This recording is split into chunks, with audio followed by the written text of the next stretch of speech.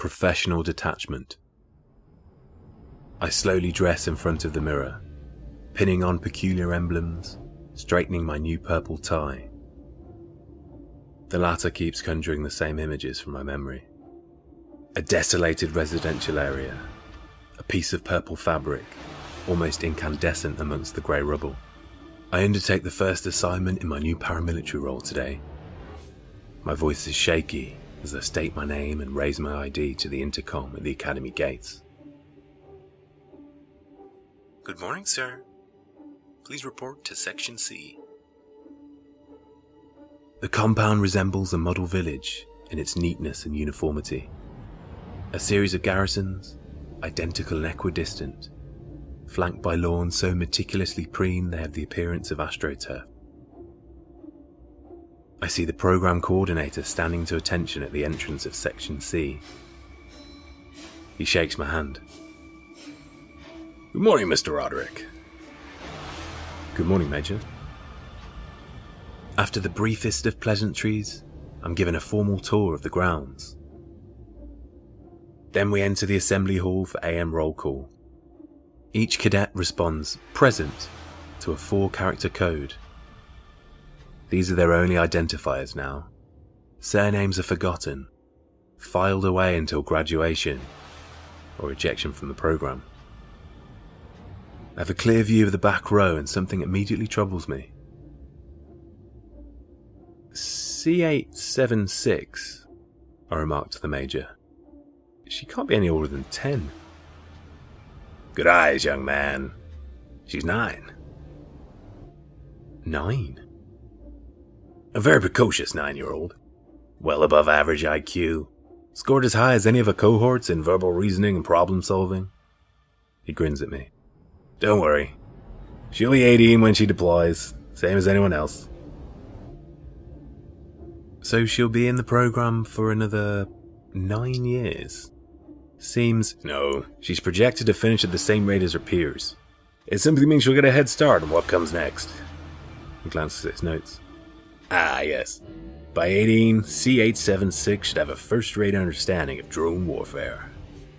Oh. And why not? Combat doesn't discriminate. Does the drone care that it's being piloted by an individual old enough to legally rent a car? Or just one old enough to lose her life on the front line? Surely the latter is all that matters. I guess. Though none of the cadets look any older than 15. Yes, that's by design. Adolescents and pre-adolescents are malleable.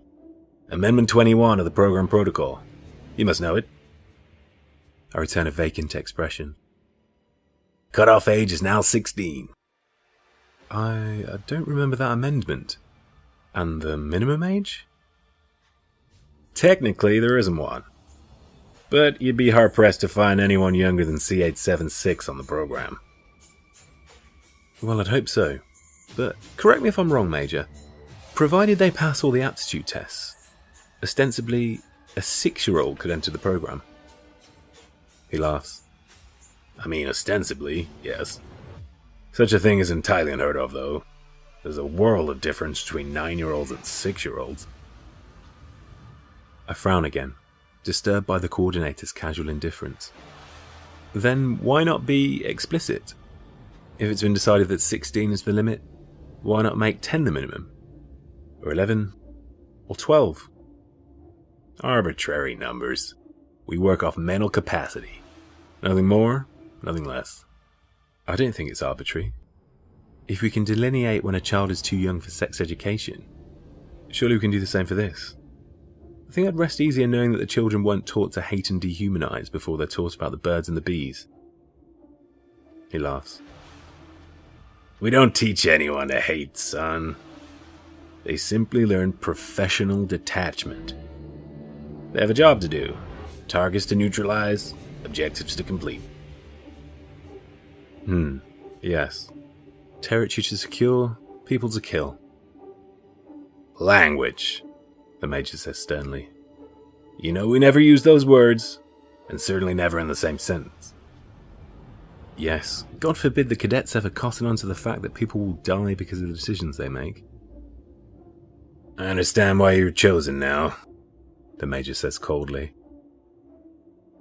You're very different to the other auditors I've dealt with. Excuse me? This is war, Mr. Roderick. Gone are the days where people like you could step in and give faces and names to the necessary collateral incurred. Next you'll be saying our enemies are just like us. Obviously not. I'm not undermining the principles of your program, Major. I'm simply questioning one potentially unethical protocol. Unethical? If you agree that the principles are sound, why would it matter what age the cadets are when they learn them?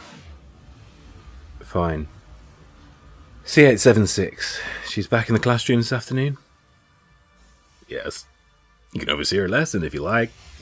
I nod, noticing a definite air of tension between the Major and I after this. He continues to escort me around the barracks, however, and I make notes where necessary. The living arrangements are all up to code, spacious and well kept, with twice the number of required shower cubicles and toilets. The recreation areas are impressive. Beside the library is an expansive video game section, with VR headsets and an array of replica weaponry. Ingenious, isn't it? The Major says with a grin. You make a fun enough game of it, and the cadets don't even realize that their downtime is a continuation of training. Yes, very clever, I say, picking up a game controller. First-person shooter or firearms training? Hard to tell. It's both. Things have certainly changed since I was a recruit. Seems a waste to put you through the same program, the Major smirks, when the only thing you'll need to wield is a pen. I return eye contact and a smirk of my own. Needed more than that in Taiwan, Major. He stiffens up. Peacekeeping? I shake my head. Active duty. 2 tours. Oh, my apologies, sir. I didn't mean... No offence taken, Major. The sudden shift in the man's demeanour is comical. He dispenses with formality. All hints of superiority or derision become absent from his tone. Not only are we suddenly transformed into comrades, brothers in arms, he seems deeply apologetic for the way he'd previously addressed me. Ashamed even. And when we reconvene after lunch, it's evident that he's delved into the archives. Recruits, let me introduce you to Captain Roderick, he gleefully announces to the packed classroom. He's overseeing the program today, making sure that you're all being treated well. Afternoon, recruits, I say, unable to suppress a mild chuckle. These days I'm merely an auditor, so Mr. Roderick is fine. I watch the session with a great deal of interest. C876 is sitting at the back, continually making notes, seemingly more engrossed than many of her peers. I barely recall my own conflict conditioning. Much like deployment, it's all a vague, largely unmemorable blur. Perhaps the tour should have left a greater impression on me. My team stormed several buildings, and I personally neutralised dozens of targets. All I seem to remember are the debriefings, though. The shared feeling of elation back at the barracks, knowing we'd all played our parts well and lived to tell the tale. The lesson is lively and interactive, but nothing the instructor says seems like new information. He fields a few questions about the enemy, and I'm intrigued to see C876 raising a hand and asking a few of her own. I have to keep reminding myself that she's only 9 years old. Their values are completely alien to our own, the instructor replies. Where we place importance on family and freedom, their only regard is for the functionality of their overall system. Individual life is dispensable to them. Only the state matters. This is what makes them our enemy, boys and girls. Much like vermin, or other invasive species, they must be immobilized, halted in order for good to prevail, for freedom and democracy to triumph. I feel palpitations in my chest as regards C876, nodding and happily taking down notes. At the end of the session, the students' chairs all recline in unison. Then functionaries in lab coats work their way along each row. administering injections with zero resistance from the cadets. This procedure is clearly routine to them. What are they doing? It's just a short-acting sedative for the debrief. When all the children have succumbed to the medicine, a loud recording starts to play. It's a series of catechisms, uttered in the style of an automated hypnotist.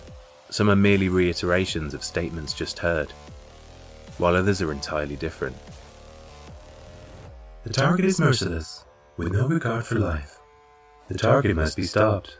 The target cannot love or feel compassion. All trace of them must be neutralized. At this point, it feels like I've taken a rifle butt to my solar plexus. I excuse myself and hurry into the bathroom, splashing cold water on my face at the sink. I see the flash of purple from my tie in the mirror, and it prompts the same memory, more vivid now than ever. A desolated residential area. A baby's purple blanket, almost incandescent amongst the grey rubble. Within seconds I'm heaving, then vomiting into the sink.